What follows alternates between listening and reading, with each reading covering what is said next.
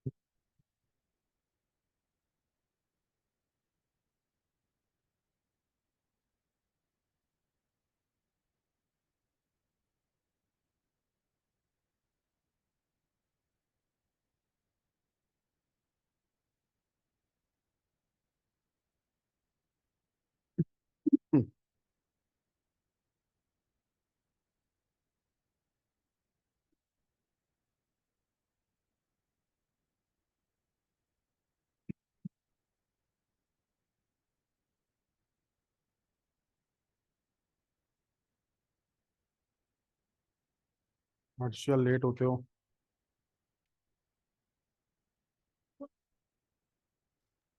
Sorry sir. बाकी पढ़ लो।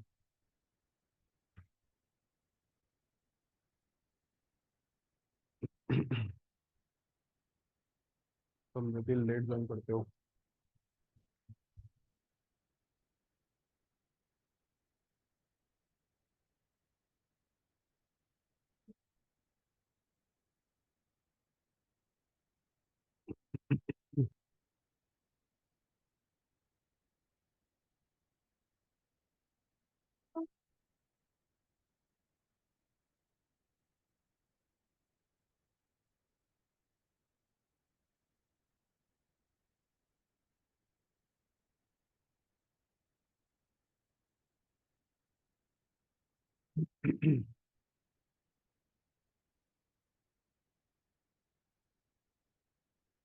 हो गया सर जी? हाँ। डायजोनाइजेशन का।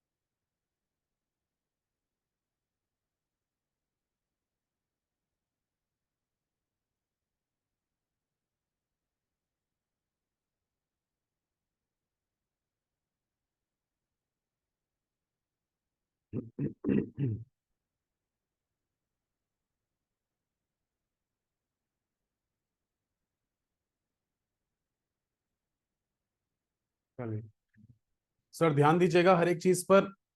चीजें इंपॉर्टेंट रहेंगी। अब हम लोग यहां पर बात कर रहे हैं प्रिपरेशन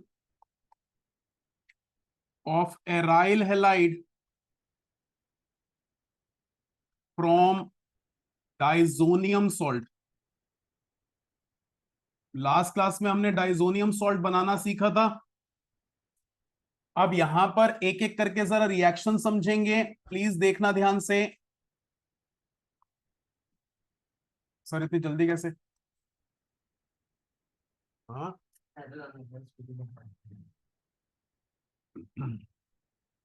मैं इसमें Cu2X2 डालता हूं, जहां पर X मेरे लिए Br और क्लोरीन में से कोई एक हो सकता है। तो ये आपके हेड पर X ले आएगा, Cu2X डैश हो जाएगा, मैं इसको एक डैश बना रहा हूं, ठीक है, और साथ में N2 अलग हो जाएगा। सेम चीज मैं कर सकता हूं Cu in presence of HX से, जहां पर X फिर दोबारा से क्लोरीन और ब्रोमीन हो सकता है, रिजल्ट सेम रहेगा। यहां पर X आ जाएगा, यहां पर HX डैश, Cu और N2। यही सेम चीज मैं कर सकता हूं CuX में, जहां X क्लोरीन और ब्रोमीन में से कोई एक हो सकता है, फिर दोबारा से मेरे हेड पर X आ जाएगा, और यहां पर CuX डैश प्लस N2। एक तरह से ये प्रिपरेशन हुई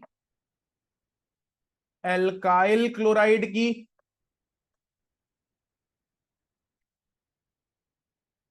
और आपके लिए इंपॉर्टेंट है, देखिए जल्दी से सर, एक्स डैश कुछ भी हो सकता है, फ्लोरीन क्लोरीन ब्रोमीन आयोडीन। पर उसके अंदर अगर ये वाला एक्स होगा तो वो क्लोरीन होगा तो क्लोरीन।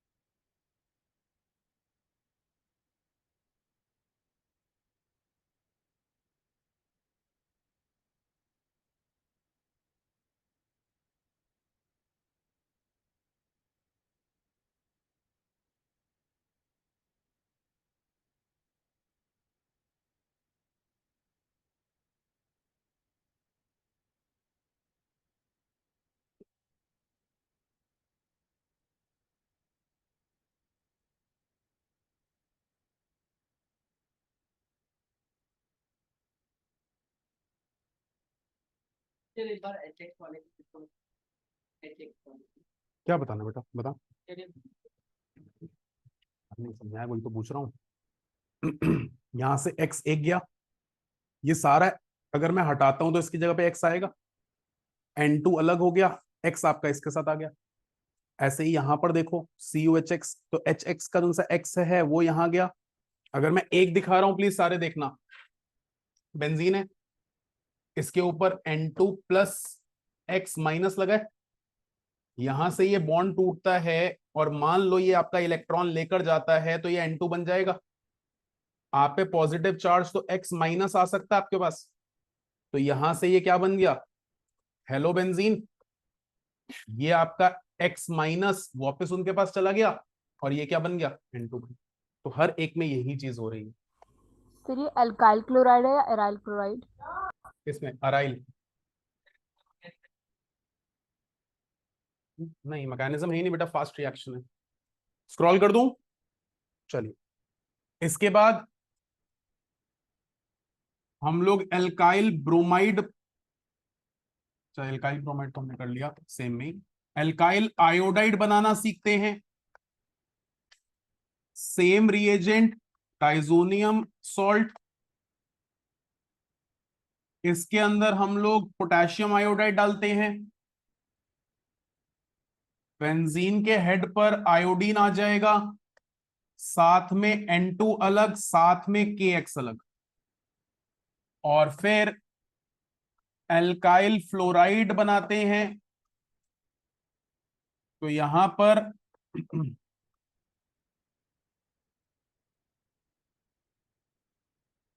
NaBF4 या HBF4, देखो बेटा पेपर में आपने कोई एक लिखना है। अब ये NaBF4 और HBF4 को देखना, NaBF4 में Na प्लस, F माइनस और BF3 है। ये BF3 ने कोऑर्डिनेट बॉन्ड बना रखा था, इसलिए ये जीरो चार्ज वाली एंटिटी है। तो अल्टीमेटली Na प्लस और F माइनस मिला। अब देखिए Na प्लस के साथ X माइनस, तो क्या बन जाएगा? NaX, N2 पूरी तरह से बाहर, और फ्लोरीन किसके ऊपर? और वहीं पर अगर आप HBF4 लोगे तो ये ब्रेक होगा as H plus, F minus और BF3।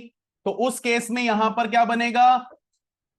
N2 और बेंजीन के ऊपर क्या? जल्दी से देखिए, लिखिए प्लीज।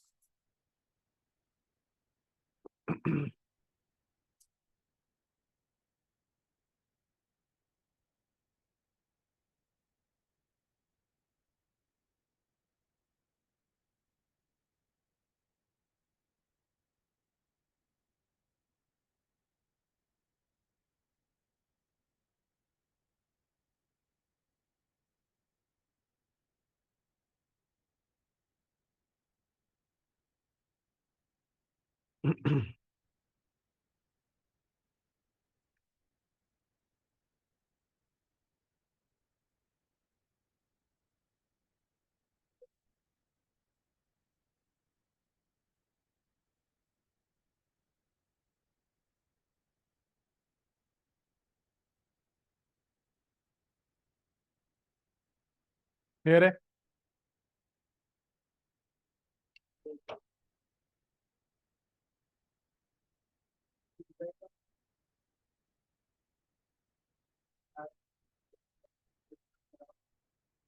पीछे भाई क्लोराइड और ब्रोमाइड दोनों ही तो कराए। दोनों में से एक्स में आप Br लगा दोगे तो ब्रोमाइड बन जाएगा, Cl लगा दोगे तो क्लोराइड। सर ये एराइल की स्ट्रक्चर है तो हमने अल्काइल क्यों लिखा है? कहां पर? अरे सॉरी सॉरी सॉरी सॉरी, ये बेटा वो फ्लो फ्लो में मैंने लिख दिया, एराइल है यार ये, शुक्रिया। पीछे भी तो नहीं मैंने ये करा, हाँ, एराइल लिखा हुआ ना। हाँ।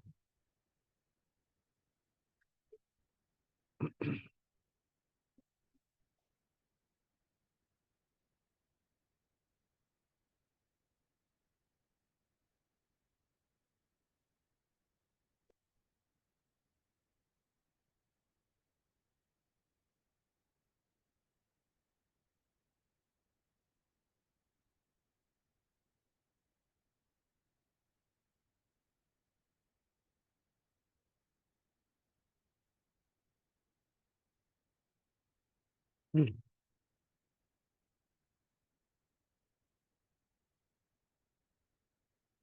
क्या स्क्रॉल कर दूं? लिख लिया ना सबने? चलिए, अब हम लोग यहां पर बात करते हैं केमिकल प्रॉपर्टीज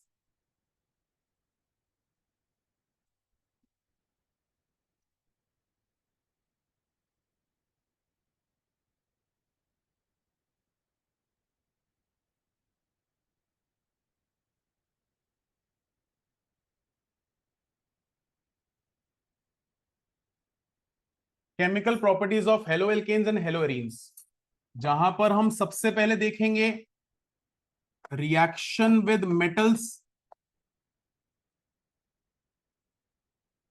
इसमें भी दो टॉपिक देखेंगे हम लोग, sodium in presence of dry ether के साथ, और फिर magnesium in presence of dry ether के साथ।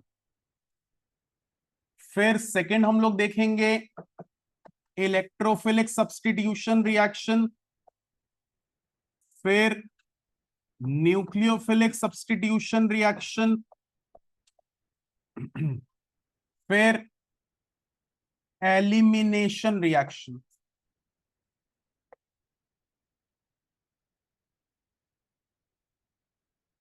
एक एक करके बात करेंगे हर एक चीज की। प्लीज जल्दी से लिख रहे हो फिर आगे बात करें।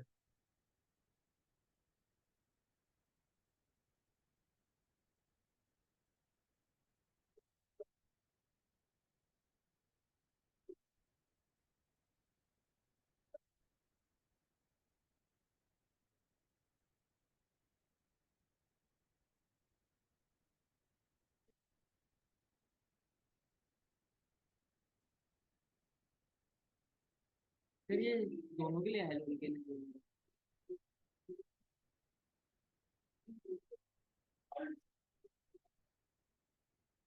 लिख लिया?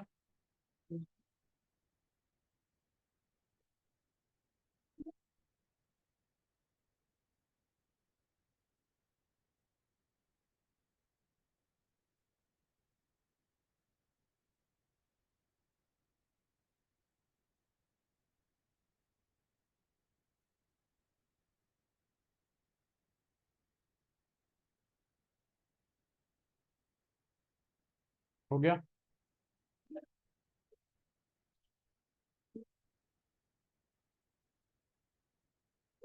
चलिए, सबसे पहले रिएक्शन विद मेटल्स।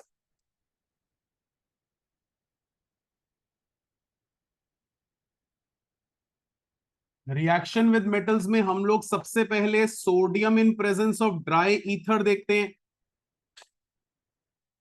अब देखिएगा, इसके अंडर तीन रिएक्शंस आती हैं, वुड्स रिएक्शन,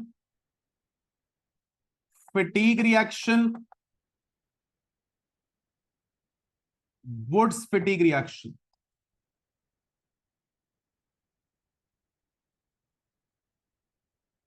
एक एक करके जरा बात करते हैं। सबसे पहले वुड्स रिएक्शन की बात करूं,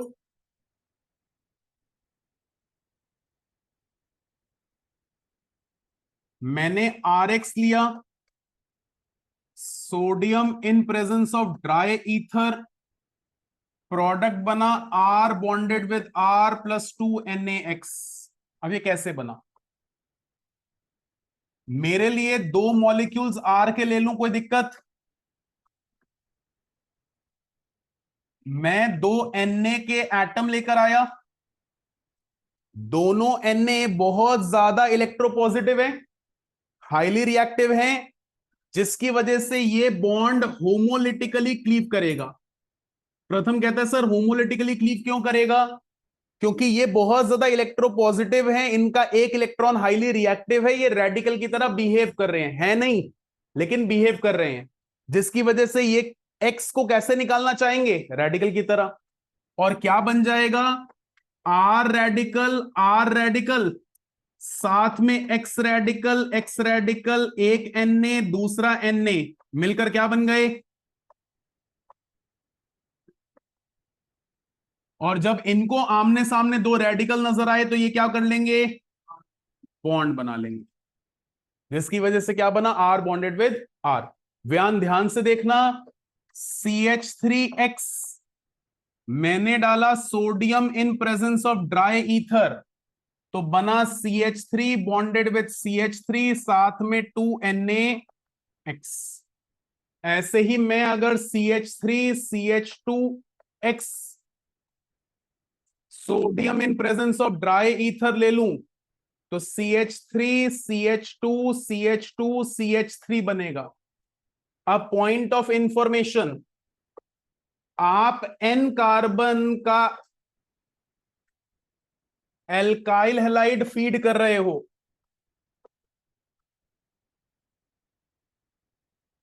तो 2n कार्बन का क्या बन रहा है, एल्केन बन रहा है। यानी 1 कार्बन होगा तो प्रोडक्ट में कितने कार्बन, 2 कार्बन होगा तो प्रोडक्ट में कितने कार्बन, ऑड हो या इवन हो, हमेशा कितने कार्बन, इवन। तो मैं बोल सकता हूं in this reaction only even carbon alkanes are produced, no odd carbon alkane is produced। हाँ या ना, जल्दी से प्लीज कॉपी कर रहे हो, अभी चीजें और ऐड कर रहा हूं।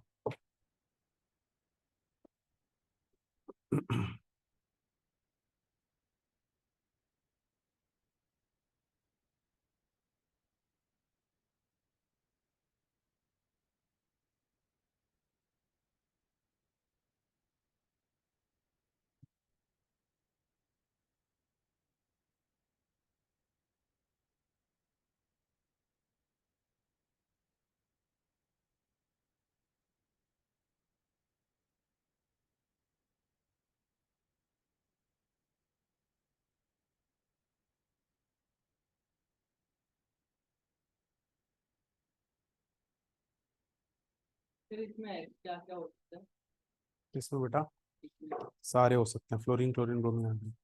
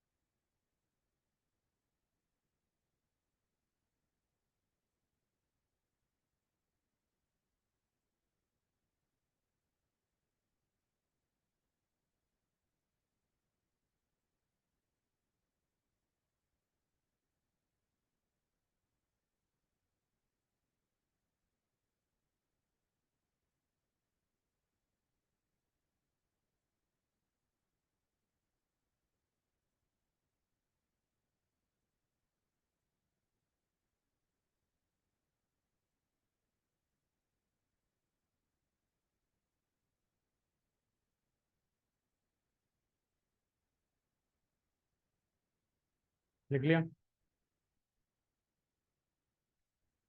अब यहां पर एक छोटा सा क्वेश्चन बनता है कि सर आप जो एक सिंगल टाइप का एल्काइल हैलाइड ले रहे हो उसका मिक्सचर ले लो, क्या पता आपको ऑड नंबर वाले एल्केन मिल जाएं। सहज कहता है सर आप CH3X और CH3CH2X का mixture low, Na in presence of dry ether डालो, ये रेडिकल क्या बना देगा, CH3 CH2 CH3। लेकिन ये एक बात भूल गया, पहली चीज क्या एक एक मॉलिक्यूल लेकर रिएक्शन हो रही है, नहीं, बहुत सारे मॉलिक्यूल्स होंगे, तो बहुत सारे CH3 रेडिकल होंगे, हाँ या ना? ऐसे ही बहुत सारे CH3 CH2 रेडिकल होंगे, हाँ या ना? अब आप क्या लिखकर भेज रहे हो कि भैया CH3 रेडिकल आपने CH3 CH2 रेडिकल से जुड़ना है? क्योंकि आपने ऐसा नहीं करा। आप अपने जैसे के साथ भी जुड़ सकते हो, आप अपने जैसे के साथ भी जुड़ सकते हो, और आप जैसा चाहते हो वैसा भी जुड़ सकते हो। तो यहां पर जो आप सोच रहे हो वो तो बना, लेकिन जो आप नहीं चाहते थे वो भी बन गया।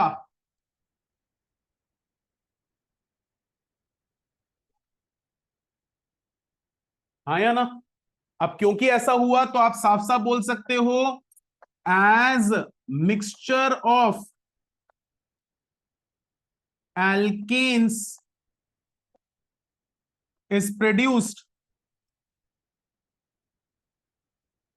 which may not be separated, hence it is not a suitable method to produce odd carbon alkane। अब बेटा ये ऑड कार्बन बोलने की बजाय आपको प्रोपेन बोल सकता है, पेंटेन बोल सकता है, या लाइकवाइज कोई और भी बोल सकता है।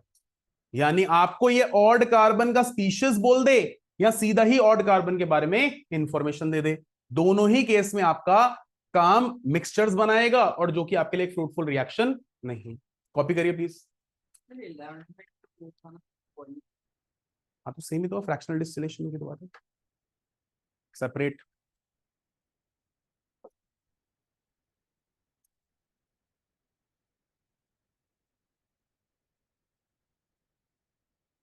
वंश ने पूछा सर ये सेपरेट क्यों नहीं हो सकते? तो सेपरेट ना होने के लिए इनका जो मॉलिक्यूलर मास है वो नियरली सेम है, और जब इनका मॉलिक्यूलर मास नियरली सेम है तो फ्रैक्शनल डिस्टिलेशन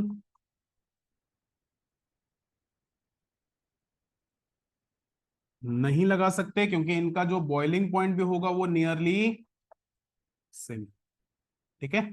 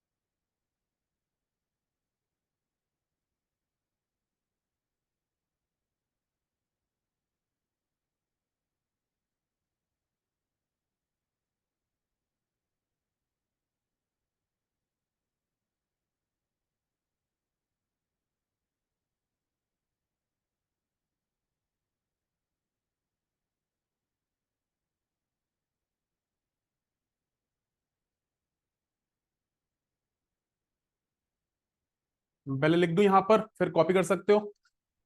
अब जैसे हम लोगों ने वुड्स रिएक्शन सीखी है, ऐसे ही फिटीग रिएक्शन है। फर्क क्या है? वुड्स रिएक्शन एल्काइल हैलाइड पे लगी थी, और फिटीग रिएक्शन लगेगी किस पे? एराइल हैलाइड पे। कैसे?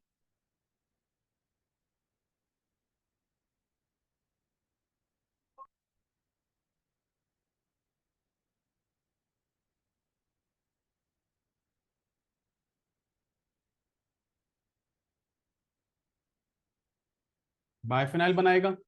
और इसी तरह से वुड्स फिटीग रिएक्शन लगा दूं तो एक रिएक्टेंट ले लिया मैंने एल्काइल हैलाइड, और दूसरा ले लिया एराइल हैलाइड।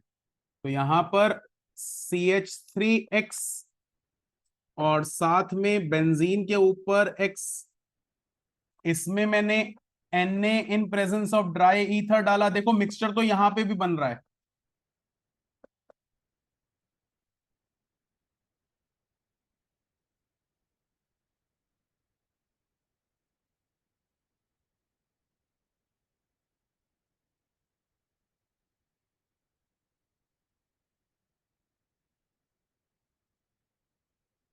लेकिन इस टाइम पर जो ये मिक्सचर बन रहा है, इट मे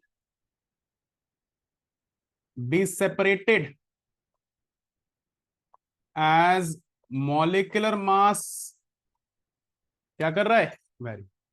अब पॉइंट आया यहां पर, हरनाम पूछता है सर आपने Na के साथ ड्राई ईथर क्यों डाला है? मैंने कहा ड्राई ईथर कंडीशंस को क्या रखता है बेटा? एनहाइड्रस, जिससे Na पानी से एक्सपोज नहीं होता, NaOH नहीं बनाता, और जिस काम के लिए आप Na लेकर आए हो वो काम के लिए अवेलेबल रहता है। लेकिन अगर आप बाई चांस Na को किसी और काम में लगा दोगे तो आप इस रिएक्शन को प्रोसीड नहीं कर पाओगे। जल्दी से कॉपी कर रहे हो, फिर आगे बात करें।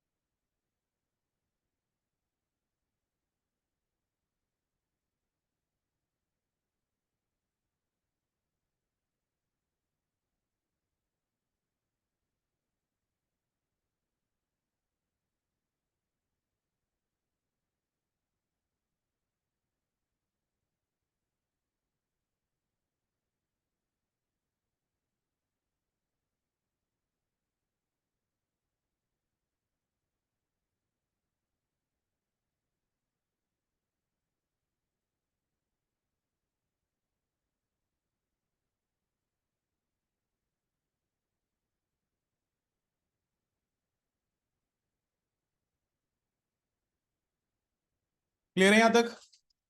इससे आगे बात करें। Next is magnesium in presence of dry ether.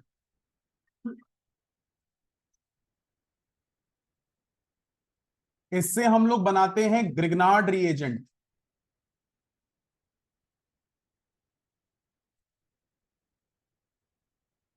देखिए, मैंने RX लिया, मैग्नीशियम लिया, ड्राई ईथर, बना RMgX। कैसे बना दिखा रहा हूं।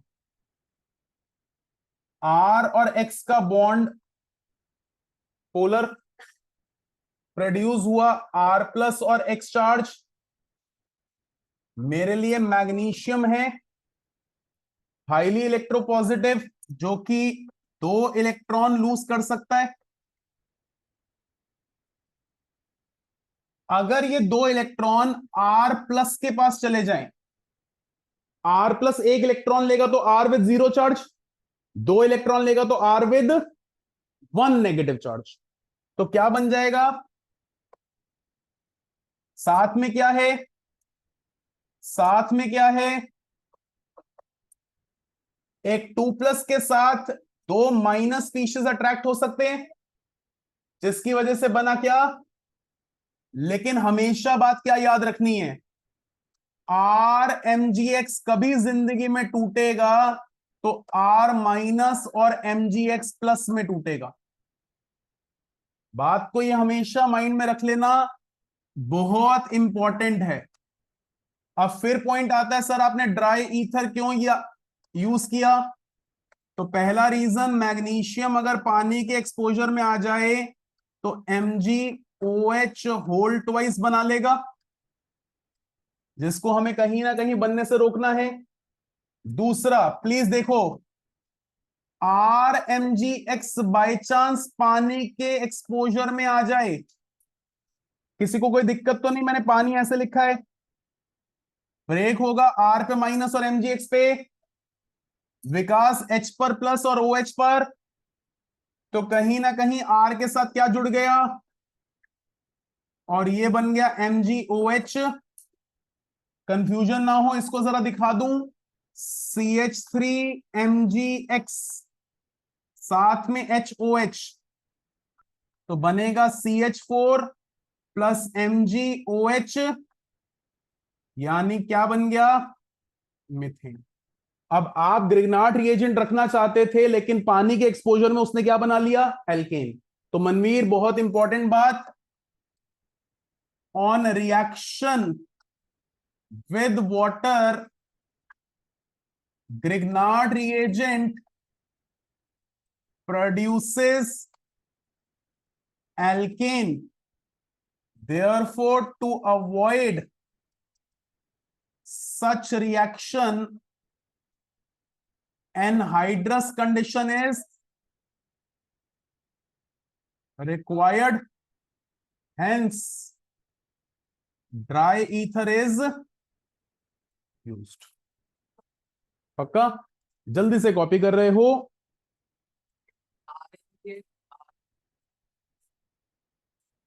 क्योंकि सर मैग्नीशियम ज्यादा इलेक्ट्रोपॉजिटिव है आर के कंपैरिजन में, तो मैग्नीशियम पे कौन सा चार्ज आएगा, प्लस, और आर पे कौन सा आएगा।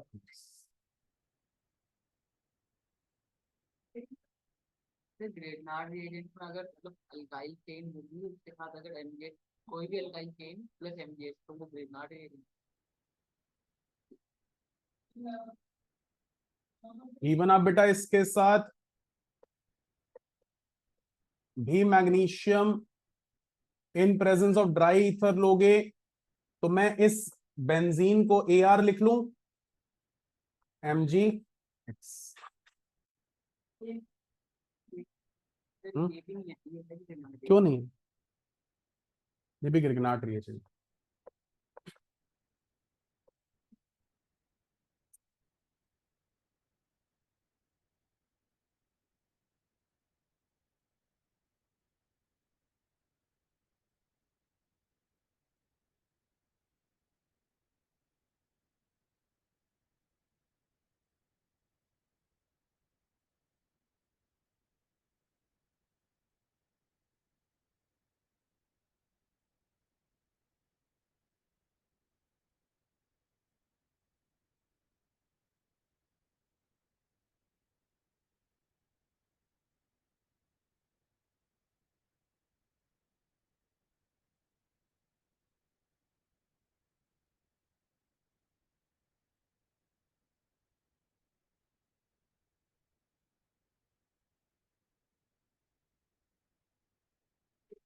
सारे सारे होंगे।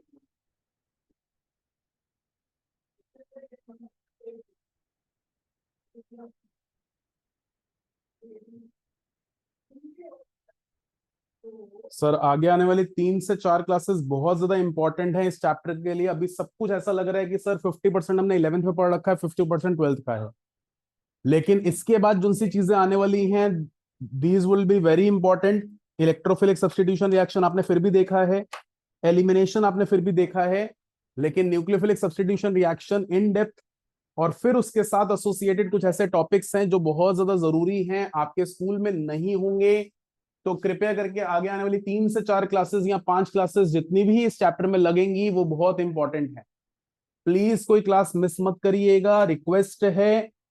और जो भी चीज करवाऊंगा अगर उसके साथ एसोसिएटेड होमवर्क दूंगा तो प्लीज उसको कंप्लीट करिएगा।